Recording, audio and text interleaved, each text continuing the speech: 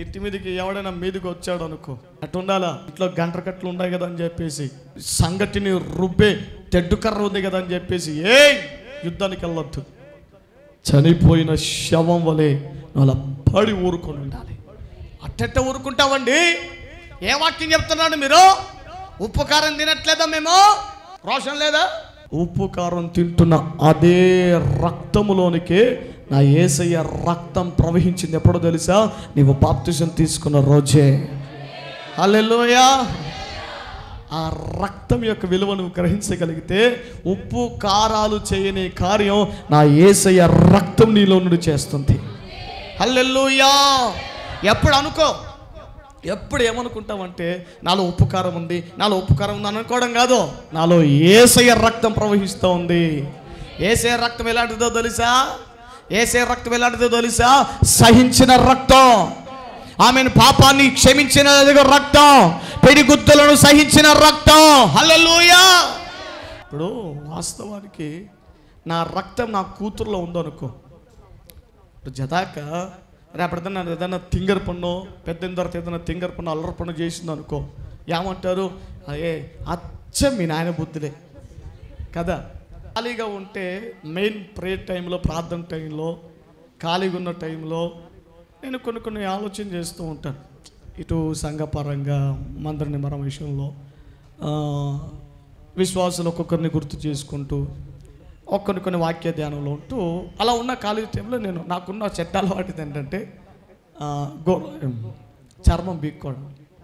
చర్మం ఒక్కడ బీక్కుంటూ ఉంటే అటు తిరిగి ఇటు తిరిగి నా బుద్ధి దానికి పడింది. అది మొత్తం పీక్కొని నేను పాస్టర్కి చూపిస్తే అది వచ్చి నాకు చూపించట్టది. నాడే మంటలేస్తుంది. అప్పుడు ఇంకా బుద్ధి పోవట్లేను. అది వచ్చింది దానికి. ఆ బుద్ధి నా కూతురికి ఎందుకు వచ్చిందా అలాంటి బుద్ధి? రక్తం ఎఫెక్ట్. అది రక్తం ఎఫెక్టు, రక్తం ప్రభావం అది. హల్లెలూయా. ఇప్పుడు యేసయ్య రక్తం నీలో ప్రవహించింది అనుకో, ఎవడి బుద్ధులు పడతాయి నీకు? మీ అబ్బ బుద్ధులు, మీ నాయన బుద్ధులు కాదు, యేసయ్య సుగుణాలు నీ హృదయంలోనికి వస్తాయి. చెప్పు స్తోత్రం గట్టిగా. అందుకే ఎప్పుడు మనం ఏమనుకోవాలో తెలుసా? కారులో పోతున్నప్పుడు, బైకులో ఉంటున్నప్పుడు, బస్సులో ఉంటున్నప్పుడు, ట్రైన్లో ఉంటున్నప్పుడు, వంట చేసుకుంటున్నప్పుడు, ఉద్యోగాలు చేస్తున్నప్పుడు, వ్యాపారం చేస్తున్నప్పుడు, పని చేస్తున్నప్పుడు, ప్రతిసారి ప్రతి క్షణం నాలో యేసయ్య రక్తం ప్రవహిస్తుంది. నేను యేసయ్య రక్తం చేత కడగబడిన వాడిని. నాలో యేసయ్య రక్తం మాత్రమే ప్రవహిస్తుంది.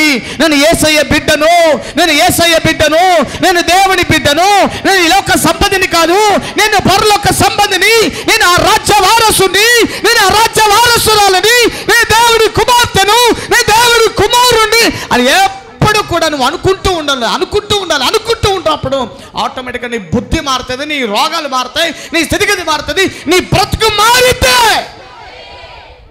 హల్లెలూయా. అప్పుడు ఆటోమేటిక్గా యేసయ్య వలె మనం మార్చబడతాం. హల్లెలూయా. ఇక యేసయ్య వలె మార్చబడితే ఇంకేముంది చెప్పండి? ఆయన నోరు మన నోరు వలె మార్చబడుతుంది. హల్లెలూయా. ఆయన మాట మన మాటగా మార్చబడుతుంది. ఆయనకున్న అభిషేకం మనకు లభిస్తుంది. ఆమేన్. ఆయన నీటి మీద నడిచాడు, మనమును కూడా నడవగలుగుతాం. నీటి అనబడిన సమస్యల మీద, రోగాల మీద, అప్పుల మీద, అపజయాల మీద నడిచే కృప. హల్లెలూయా.